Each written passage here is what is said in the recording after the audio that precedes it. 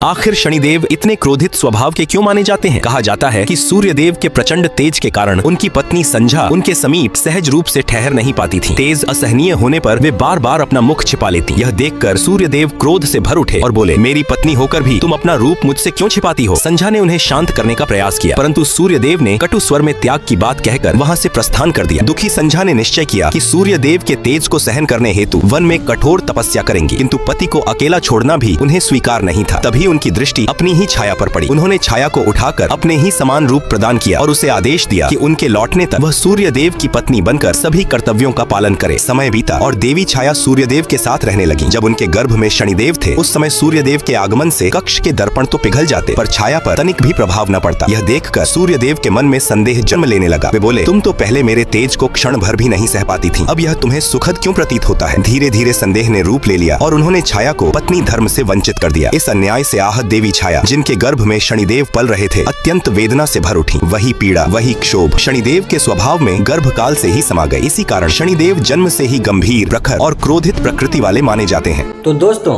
आगे की कहानी क्या है देखने के लिए हमारे साथ बने रहें। फिर मिलते हैं दूसरे पार्ट में।